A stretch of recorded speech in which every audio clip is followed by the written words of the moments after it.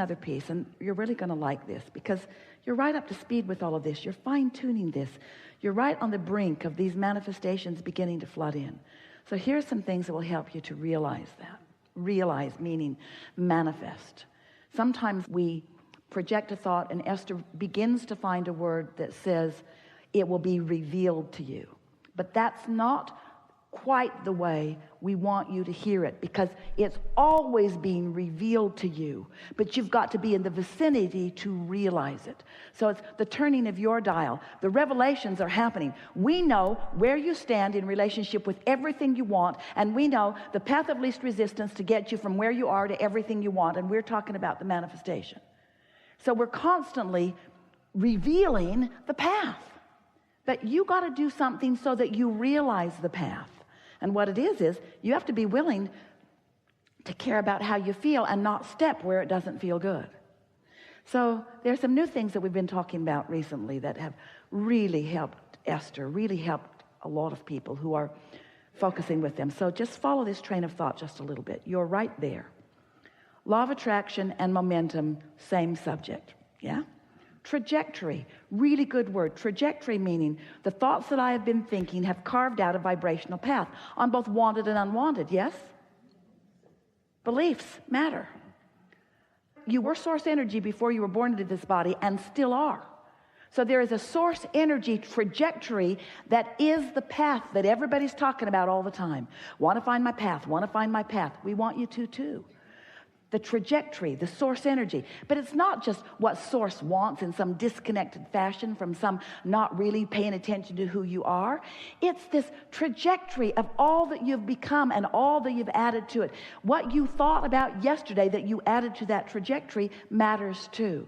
So there is a trajectory, there is a path that the source within you is so powerfully focused upon that when you get in the vicinity of alignment, you feel it, you know it, and nothing can keep you from it.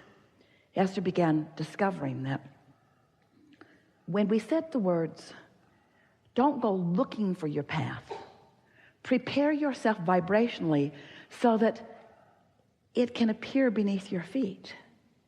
Feel the difference in that? Your work is to create a vibrational atmosphere or mood that puts you in a place of realization, because your path is all around you. There are 20 or 30 or 40 viable paths to everything that you want around you all the time. And when you're in that vibrational vicinity, just lights right up. And nothing could keep you from it. You feel so certain about it.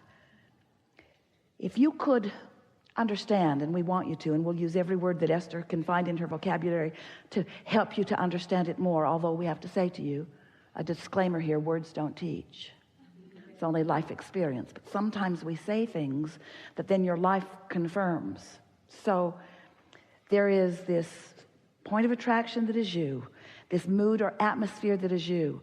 And if you will give your undivided attention to the job of feeling good, of having a good mood, then you will be standing in that place of revelation where you will realize more and more and more and more that your path is right there, and then it's right there, and then it's right there, and then it's right there. It won't stand still. It never does.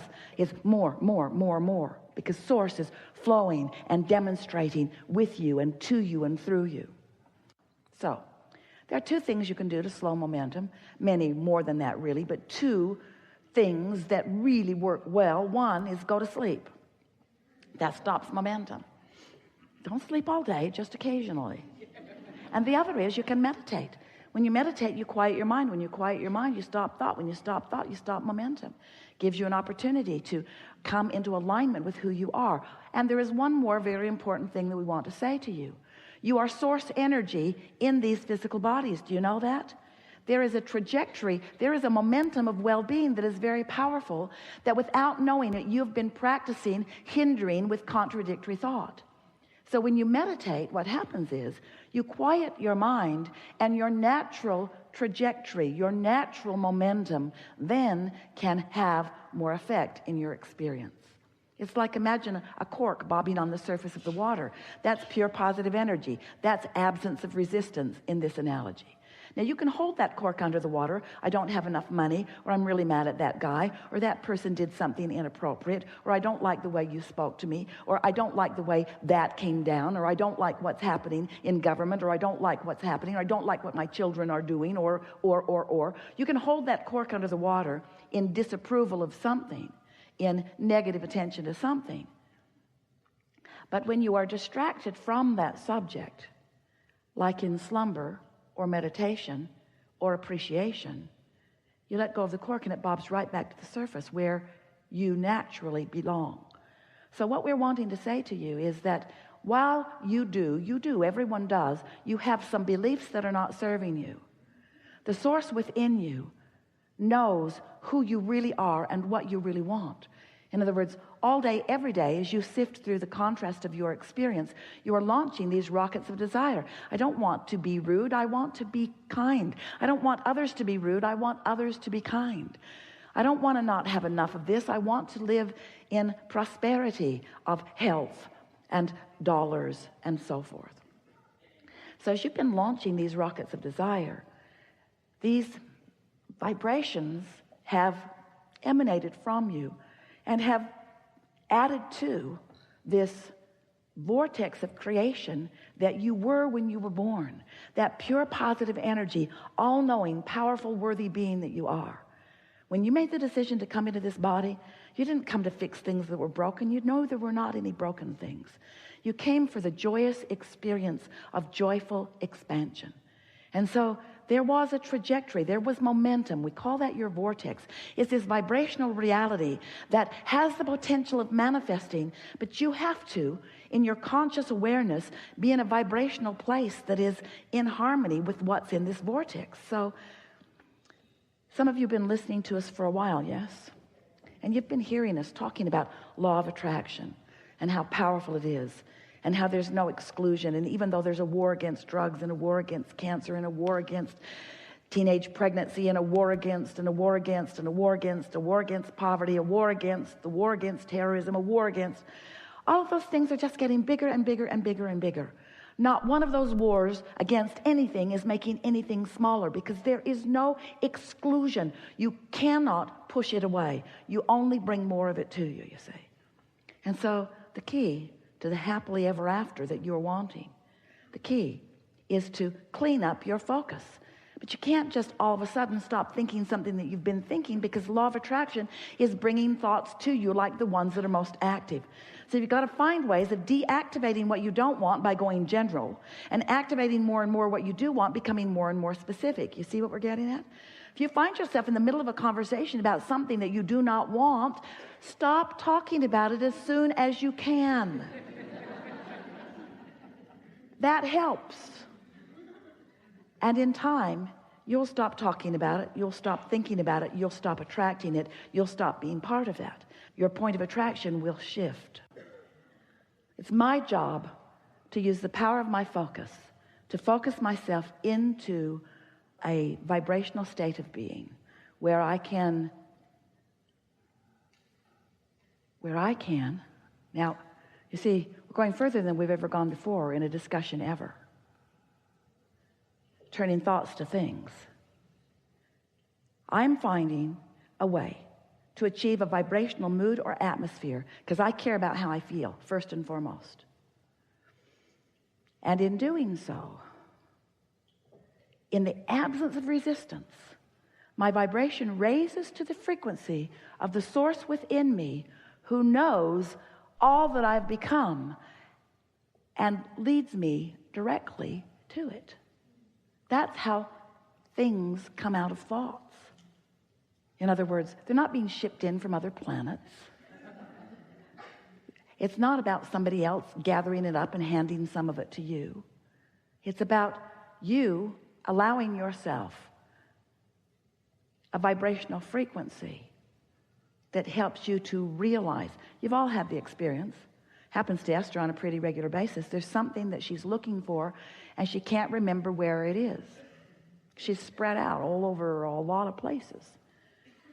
And so she will focus on it and she'll try to remember where it is.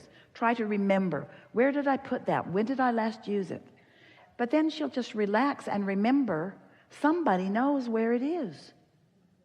The source within her knows where it is. But you can't find something that's lost. Because when you perceive that it's lost, you cut yourself off. You create an atmosphere or mood that doesn't give you the revelation, that doesn't let you realize where it is. It's exactly the same thing. So she'll just relax and she'll say, oh, Abraham knows where it is. And within a minute or two, she's got her hands on it. But we didn't say to her, she wasn't in a place where she could hear us say, it's over there, or it's in that room, or it's under that. It's that, oh, I think I'll go in there for this other reason. And oh, I think I'll go over there for this other reason. She's always on her way to something else that was easy for us to lead her to, because it's not easy to lead her to what's lost. So that's why we love you so much. Your paths are so convoluted. You could be led directly to what you want, but you're so sure you can't have what you want that we have to take you around and around and around and around. Oh, you believe that, or you believe that, or you believe that, or you believe that, or you believe that, or you believe that, or you believe that, or you believe that, or you believe that. Oh, looky there. Oh, looky there. Who knew? We knew. Esther says that on a pretty regular basis. Who knew? And then she hears us say, we knew. We knew. We knew. And you can know too. So here's your assignment. We never give assignments, but here they are. Lighten up. Stop worrying about everything. Be nice to yourself. Esther started a process, and it served her so well because she really felt something powerful when we began talking about unconditional love. So something would happen in business or with friends or with family or in her personal experience in some other way, some condition that wasn't the way she wanted it to be. So she wrote the condition on the top of the page. This condition sucks. And then she would ask herself the question, if this condition were resolved, or if it were not like it is, how would I feel? And she began writing a few words. Well, I would feel sure, and I would feel better, and I would feel clear. And then she began realizing that what we were saying to her is, while she does not have the power in this moment to change that condition, she does have the power to demonstrate in her own experience those emotions. And after a few hundred times of identifying a condition that she was blaming for how she felt, and then just by writing the word fun, clarity, love, freedom, exhilaration, just writing those general aligning words, she was discovering the emotions that she thought she needed the condition to change in order to accomplish without the condition changing at all. Unconditional alignment. That's freedom. Humans worry, oh, Abraham, you're just teaching us to put up with stuff we don't like. Yeah. But not put up with it. Allow your vibration to be neutral, to be not pushing against it, to be ripe and ready for the inspiration. Because all those things that you want, all that stuff, and we know you don't just mean stuff, you mean conditions and you mean all of that, but all of it, you want it because you believe you would feel better in the having of it.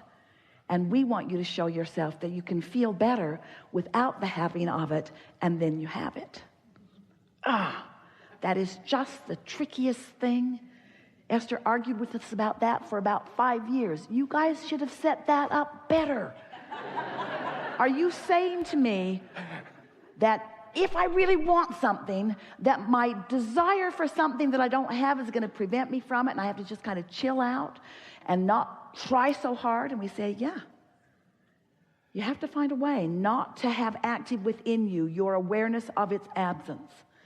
Because when your awareness of its absence is the most active vibration you've got, you can never receive the revelation or realization.